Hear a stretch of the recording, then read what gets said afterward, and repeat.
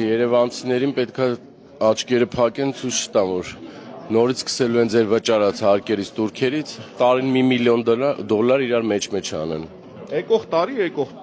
տարի մենակ գույքարկը մեր քաղաքացիները դու ժողովուրդ մոտավորապես 8 միլիարդ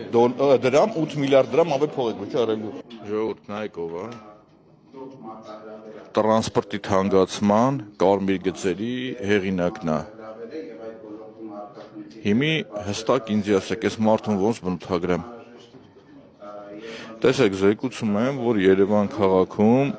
ժողովուրդ Երևան քաղաքում երթևեկությունը կանոնակարգելու համար պիտի փող դուրս գրեն։ Այսինքն այն, որ փողոց են փակում, բացում, այդ փողոց փակել, բացելու համար իրանք ժողովուրդ ջան $1 ու $2 միլիոն, $1 ու $2 միլիոն փող են դուրս գրում։ Մի հարց եմ տալիս, բա որ էդի խնդիր կար, չեք կարող հասկանալ, էդ ով են այդ մասնագետները 40 միլիոն դրամ, հասկանում եք, այսինքն դու այդ լիազորությունները պատվիրի հստակ, ասում եմ մենք ժողովուրդ դուք գույք հարկ եք վճարում, աղբանության թանկ վճար եք վճարում, որ սենց $1,200,000 փող դուրս գրեն իրանք։